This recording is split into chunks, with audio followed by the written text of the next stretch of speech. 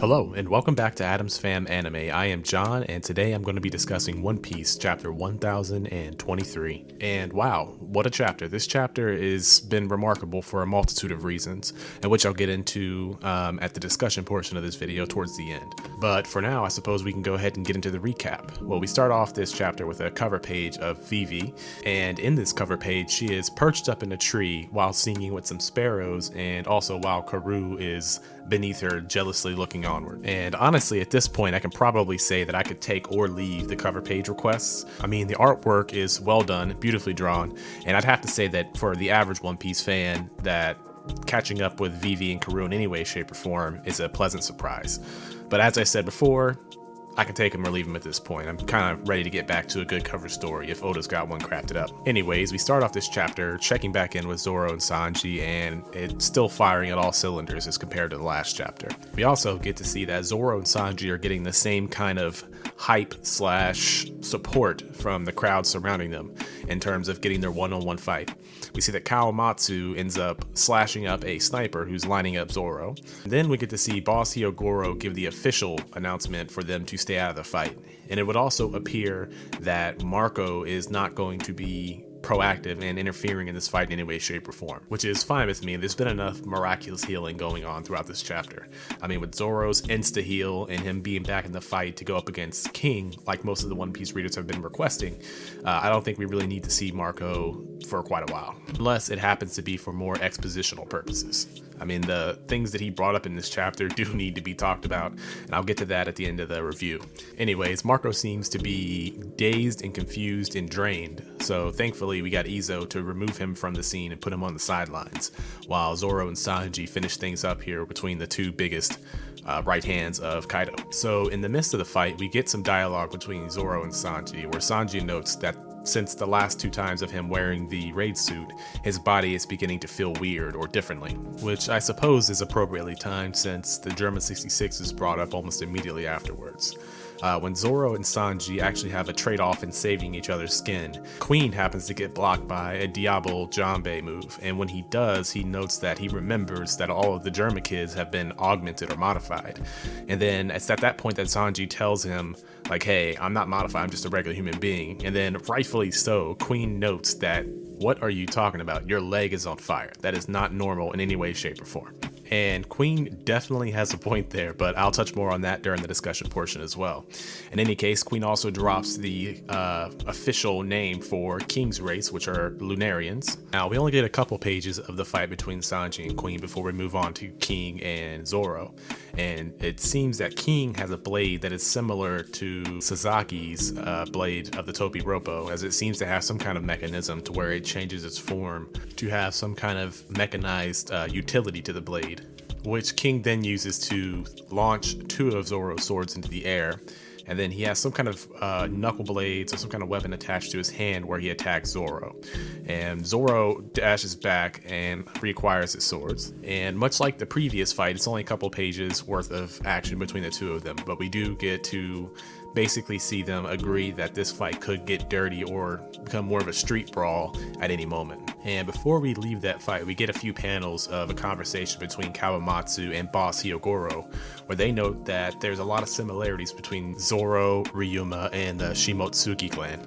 We'll definitely have to discuss that a bit more at the end of this review, but to continue the pattern for this chapter, we check in with the final calamity, Jack, and we get a few pages of him in his fight against Inuarashi. And even though Jack the Drought is in his hybrid form, we get to see the sheer strength of Inuarashi when he lifts Jack and throws him through a wall.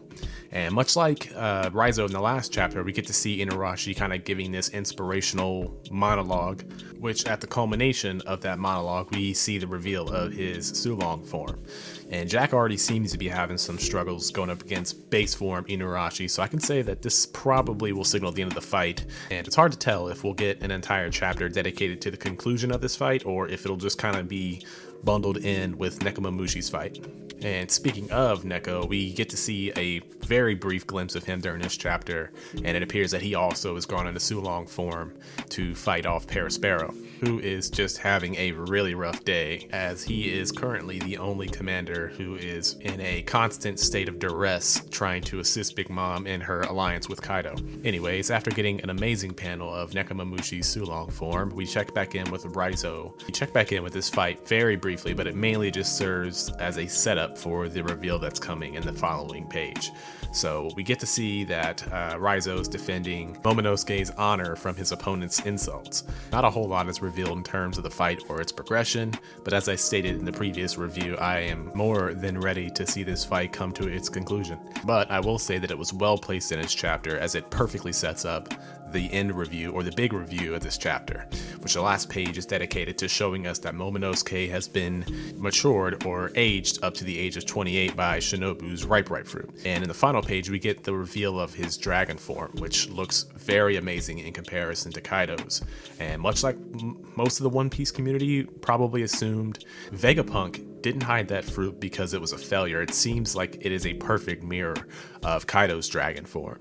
So I think it is fair to say that we need to put some respect on Vegapunk's name. And I believe going forward, this means a lot for Vegapunk and his capabilities and understandings of lineage factors, devil fruits, and the potential to copy them. This could open up a huge avenue of duplicate powers or duplicate fruits. Personally, I don't think I'd want One Piece to go down that route, although I do think that it serves a good narrative for the whole Kaido, Momonosuke, and Oden parallels. And in any case, that seems to be the end of the chapter. Hopefully, and for what it seems, there won't be any break next week. But I guess from this point forward, we'll go on to the ratings portion of the video.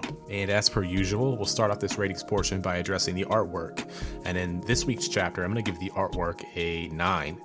This is because it was beautifully drawn. There's a few panels I had some qualms with, like when Izo caught Marco, for example. I could hardly tell what was going on in that panel. But aside from that and a couple other blemishes, I thought the artwork was amazing, especially towards the end of the chapter when we got to see the Sulong forms and the dragon form for Momonosuke. But in particular, throughout this chapter, I think the central fights were beautifully animated. So I think 9 is more than fair. It's beautifully animated as a whole, just a few blemishes and a few panels that I think could have used a little more effort. All right, now that we're done with the artwork, we can go ahead and move on to the rating for the story. And for this week, I'm going to give it a perfect 10.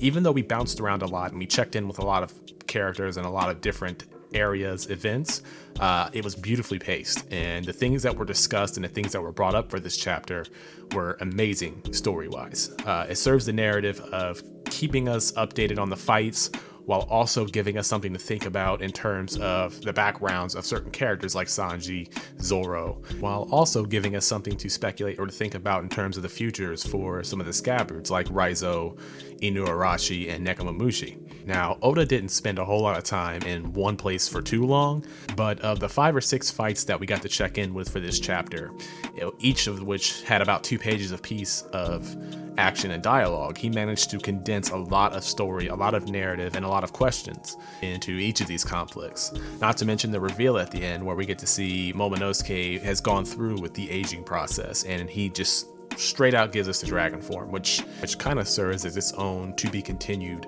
So in terms of story and pacing for this week's chapter, it's absolute perfect 10 for me. And just as well, because the hype for this week's chapter is also going to be a perfect 10.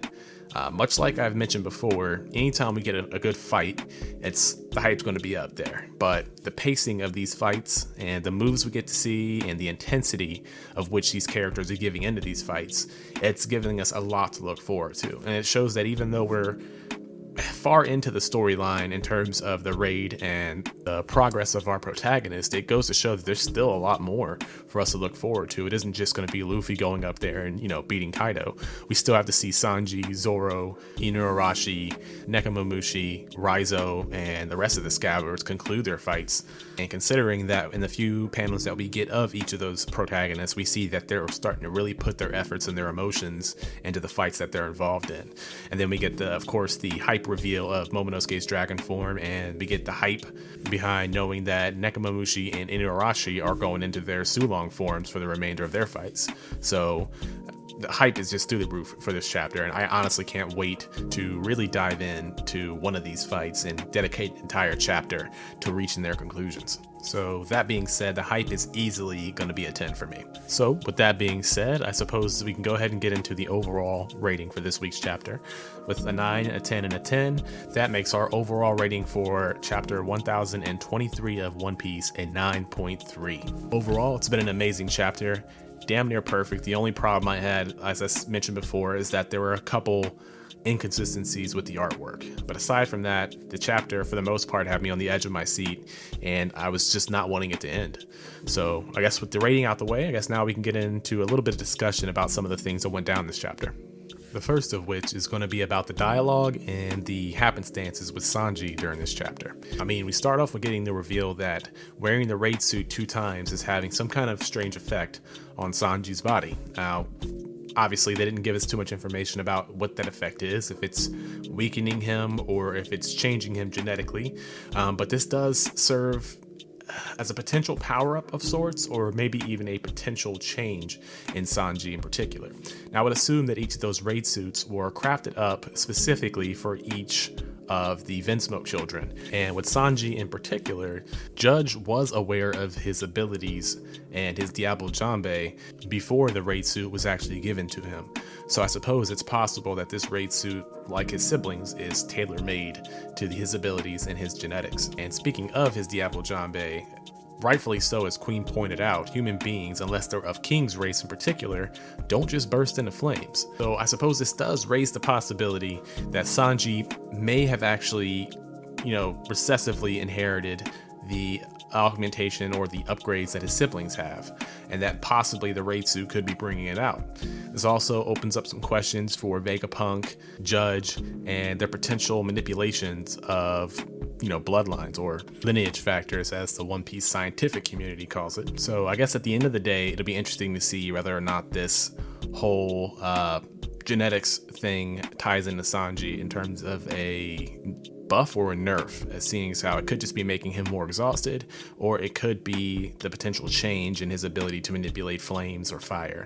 All right, and next, I suppose we can go ahead and touch base on Zorro and the potential setup we have for his storyline that we get from Kawamatsu and Boss Hyogoro. Now, the parallels that we've gotten between Zorro and the Shimotsuki clan have been pretty much on the nose, and it would seem here that it's pretty much being confirmed that there is a link between him, Ryuma, and that clan, aside from just the fact that they look similar. So hopefully when this arc is completed, we get an excuse through these characters for them to question Zorro about his lineage. And correct me in the comments if I'm wrong here, but I do believe that there's been no confirmation or no denial that Zorro is aware of his own background and his own history. I would assume that if he knew he was from Wano, he would have mentioned it at some point. But whatever background we still need fleshed out from the Straw Hat Pirates, I would hope that we can close Zorro's book by the time the Straw Hats leave Wano. Now, I suppose the next point to touch on would be the fight between the Scabbards and their opponents. Now, at the pace that these fights have been going, it would appear that the Scabbards should be concluding their fights probably very soon. I wouldn't mind actually getting them done and out the way before we move on to the whole Luffy and Kaido thing, but I suppose I also don't want them rushed. So I'm kind of in a weird place when it comes to seeing what's going on with these Scabbards. On top of that, we haven't seen anything from Denjiro in a while, so I suppose we still have a lot to cover there. And finally, there is the transformation of Momonosuke into an adult, and the fact that Luffy is now prepared to continue the fight with Kaido. And as I mentioned before, I'm okay with them taking their sweet old time getting Luffy up there, though I am a little bit salty that despite getting the reveal of his dragon form, that we didn't get to see him as an adult. Obviously, from what Shinobu implied, he might look like his father, which I'm sure everyone would be excited about. Oden's a really likable character with a really likable design. And though we are clearly interested in how he looks, I suppose we can't just get everything revealed to us in this chapter. And finally, I guess a small thing to address would be the reveal of King's race's name, the Lunarians. Not a whole lot to discuss aside from the fact that it's been revealed, the official name, but Given the importance of the moon in the One Piece story, and in Wano in particular, this does raise a lot of questions and open up for a lot of speculation in regards to his race and their relevancy, and even their ties to the Skypians, who apparently came from the moon. So if you have any thoughts or theories on that, please let me know in the comments section down below. In any case, this has been my review for One Piece chapter 1023. This has been a fantastic chapter and a fantastic read. But if you liked the video, if you liked the review and the rating, please let me know in the comments section down below. Also, if you enjoyed this content and made it all the way through the video, please like, share, and subscribe. I would absolutely appreciate that. In any case, this has been John from Adam's Fam Anime. I'll see you guys in the next video.